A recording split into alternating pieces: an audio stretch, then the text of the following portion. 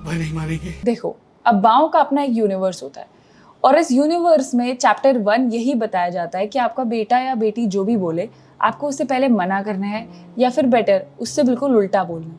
तो इस बात के लिए रेडी रहना। आज के वीडियो में मैं आपको कोई टिप्स नहीं देने वाली हूँ, ना ही आपको ये कोई फुल प्रूफ फॉर्मूला देने वाली हूँ कि ये कर लेना वो कर लेना उससे मम्मी मान जाएगी पापा मान जाएंगे, नथिंग लाइक दैट।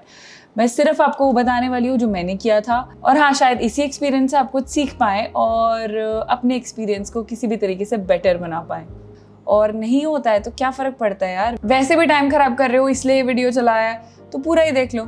अब बचपन में मेरी एक आदत थी और शायद आपकी भी होगी, पहले मुझे गिटार सीखना था तो उसके लिए गिटार आया, फिर मुझे पियानो सीखना था, पियानो आया, फिर मुझे ड्रम्स सीखने थे तो ड्रम्स किसी ने लेने नहीं दिए, पर वो दोनों की दोनों चीज़ें एक साथ पड़ी कहीं पे धूल खा रही हैं।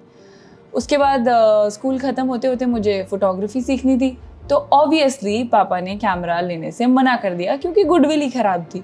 जाहिर सी बात है, हर काम अधूरा छोड़ने की आदत थी और उन्हें पूरा यकीन था कि ये भी मैं बीच में आधा ही छोड़ने वाली हूँ। और ये हम में से बहुतों की आदत होती है कि हम प्रॉमिस ज़रूर करते हैं कुछ ना कुछ, पर उसे कभी डिलीवर नहीं करते हैं। हम अपनी कमिटमेंट खुद बार बार तोड़ के अपने पेरेंट्स की नज़रों में अपनी गुडविल की बैंड बजा लेते हैं। तो कहानी इसी स्पॉइल्ड गुडविल से शुरू होती है क्योंकि उन्हें पता है कि जो आपने करना है उसे आधा ही छोड़ना है, तो ऑटोमेटिकली हर चीज़ में वो पहले ही मना करने की कोशिश करते हैं।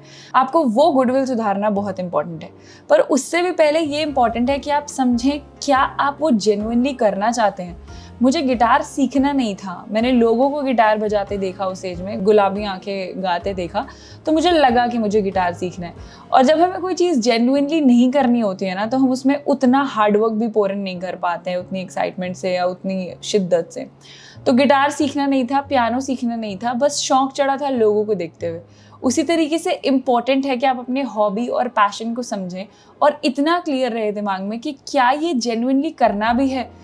वो आपका होमवर्क है, वो पिलर 1 है हर चीज़ का। उसके लिए बहुत ज़रूरी है कि आप खुद को टाइम दें। उसके लिए आप देखें कि आप अपने पैशन के कितना पीछे भाग सकते हैं, कितनी मेहनत कर सकते हैं, किस एक्सटेंट तक मेहनत कर सकते हैं और क्या करने को तैयार है। पहले कंफर्म तो करिए कि ये चाहिए या नहीं चाहिए, उसके बाद पेरेंट्स को जाके कुछ भी बोलिए। अगर सीधा डोर खोल के मम्मी पापा के कमरे में जाके बोलेंगे ना मुझे वाइल्ड लाइफ फोटोग्राफर बनना है, तो असल ज़िंदगी में चप्पल मार के बाहर भगा देंगे।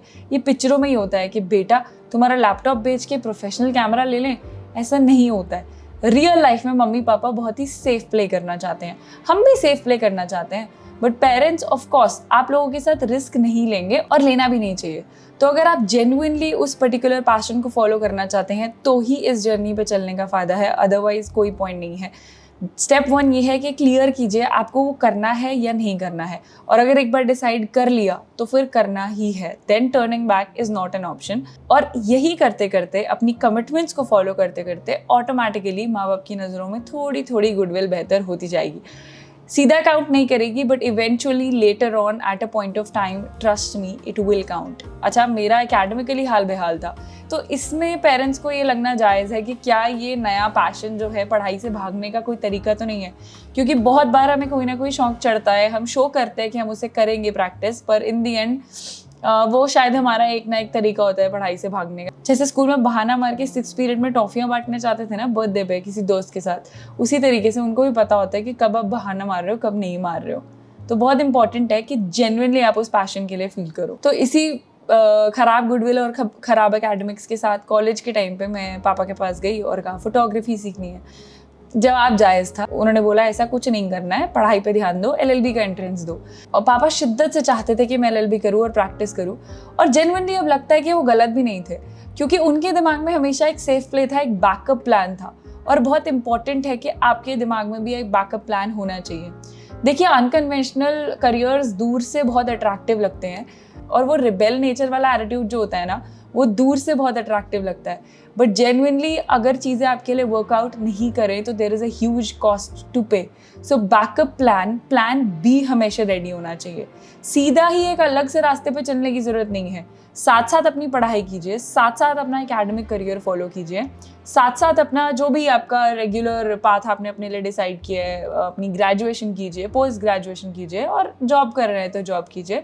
और उसी के साथ साथ जो भी आप अनकन्वेंशनली करना चाहते हैं, जो भी आपका पैशन है, उसको साथ साथ कीजिए। इससे आप अपने आप को भी टाइम देंगे और आपको समझ आएगा कि जेन्युइनली आप वो चाहते भी हैं या नहीं। और दूसरा, आपके साथ ऑब्वियसली एक सेफ करियर भी रेडी होगा कि जस्ट इन केस एक अनकन्वेंशनल करियर काम नहीं किया, so there is a career that you can turn towards, और आपके हाथ में एक सेफ जॉब या एक सेफ प्लान होगा। वो प्लान होना बहुत जरूरी है। तो उसी तरीके से मैंने LLB खत्म की और साथ साथ फोटोग्राफी की। कॉलेज में और पोस्ट ग्रेजुएशन में मैं सुबह सुबह क्लासेस बंक करती थी, फोटोग्राफी के लिए जाती थी, बट एग्जाम्स में भी ढंग से पढ़ाई करती थी। और साथ साथ दिल्ली के आउटस्कर्ट्स पे जाके कैमरा उठा करके कुछ ना कुछ शूट करना शुरू किया। बेसिक्स पे काम किया, टेक्निकलिटीज पे काम किया, कॉम्पोजिशन पे काम किया। अच्छा, इसमें बहुत इंपॉर्टेंट है कि आप इम्पेशेंट ना हो। ऐसा नहीं होगा कि एक दिन आप अचानक से उठें और अचानक से मम्मी पापा जो है बहुत ही कंफर्टेबल हो गए आपके नए करियर या आपके नए पैशन को लेकर के। ऐसा नहीं होगा। ओवर द पीरियड उनको कॉन्फिडेंस आएगा कि हाँ, एक पर्टिकुलर पैशन लिया और उसको जेन्युइनली लंबे टाइम तक फॉलो किया और उसमें कुछ छोटे मोटे अचीवमेंट्स भी देखे।